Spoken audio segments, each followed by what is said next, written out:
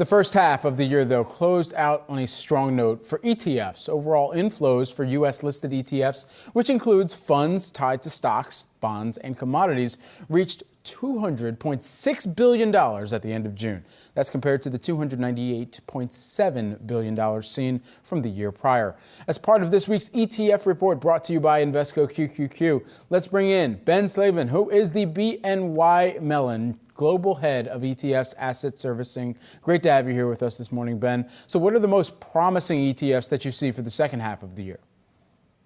Well, first of all, that stat is incredible to see, given where we were at earlier this year, considering investors' preference for cash. So off the market low in October, since the S&P has rallied, we saw around $900 billion flow into money market funds.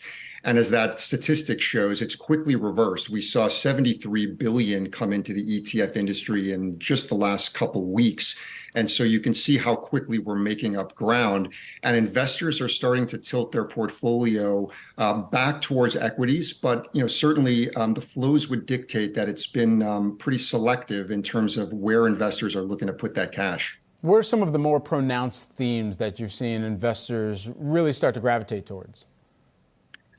Well, again, it's been kind of a mixed picture, but let's sort of, break it down in a few different areas. Certainly fixed income has been one area where investors have been looking. Not a shocker to see that fixed income had led equities in terms of ETF flow this year. But again, given what's happened the last couple of weeks, it's reversing.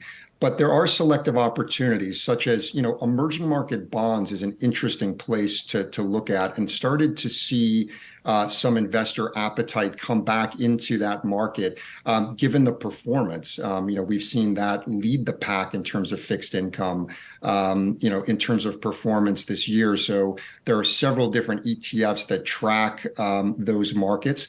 Also, areas like convertible bonds as well has also been a top performer this year. Again, it's been roughly, dormant for quite some time, and now we're starting to see signs of life.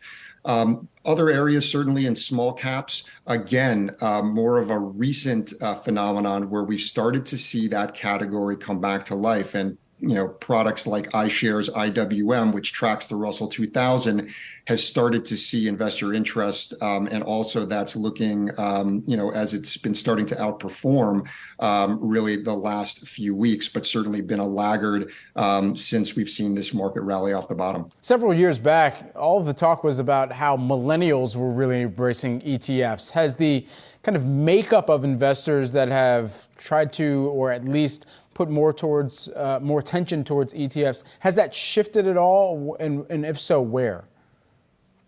Without a doubt. There is no question that there is a shift going on, and certainly the data will bear that out. We have seen money come continually out of mutual funds. Last year was an extreme outlier, but it's certainly a trend that we've seen, which was a $1.5 trillion swing out of mutual funds into ETFs.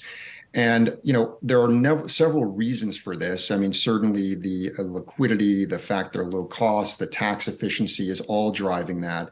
But if you look at market surveys, you talk to advisors, and even talk to many of our clients at BNY Mellon, there is a different shift in how these products are marketed, and the appetite towards the younger generation, as we're seeing this wealth transfer begin to take place, has really benefited the ETFs. And there doesn't seem to be anything at the moment that would indicate that trend is going to slow anytime soon. We had seen some type of interest towards ETFs that were even tracking SPACs. The SPAC bubble has clearly burst here. I think it's fair to say, or at least it's deteriorated substantially. Has there been, of course, where there are inflows into some ETFs, outflows, I guess, on the other side, perhaps worth part of this conversation as well? And if not SPACs, anywhere else where you're seeing significant outflows? Yeah, actually, there was a SPAC and a de-SPAC ETF. So, typically with ETFs, you get both sides of that trade.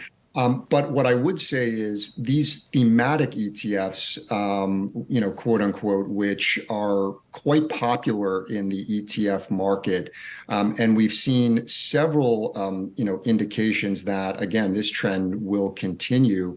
More recently, we've seen, for example, AI and AI-themed ETFs obviously catch investor attention. Now, the hype cycle has been off the charts for AI. But ETFs, again, offer a quick, low-cost, easy way to access this theme by investors. And, it's another great example of, ETFs providing that toolkit to provide this type of access. So, maybe 18 months ago with SPACs, now it's AI, and certainly there's a wide variety of options out there for investors to tap into as these themes continue to develop. Yeah, one of the subsets even within AI, as I've been tracking it over years, is the ETFs like cyber or hack that are more cybersecurity focused, but have AI elements that are also infused into many of those businesses too. Are there different areas, even as subsets of AI, where you've seen people or investors kind of pick and choose where they kind of want to lean more into the language learning models, or lean into the chips part of AI, or lean into the applications part? And if so, where's that? Certainly, I mean, I imagine that it's been in chips, but where have you seen that from your side kind of catch even more fire at this point? Yeah, this is a question near and dear to my heart. And I think it's a great example of investors and advisors really knowing how to do their homework in the ETF market. There are lots of products that are out there, and also some variants of these themes, like you mentioned, hack and cyber, certainly AI themed ETFs. There's also robotics and other automation themed and technology themed ETFs. So it's very important for investors to look under the hood and know what you own. And one of the great sort of attributes of ETFs is that that information's all available, and it's available on a real-time basis. So whether you have a place to get your financial market data, that or just looking at the investors' websites, that is a way to access what is in these funds, and be able to suss out how you want to position those portfolios, and understand the weightings and really what's contained. It's more than just the name. Ben, thanks so much for joining us this morning and helping break this down, especially as we are now in not Q2. Q3 and the second half of this year. Looking forward to what more ETFs will bring in terms of some of those inflows. BNY Mellon, Global Head of ETFs and Asset Servicing, joining us here this morning. Thanks so much, Ben.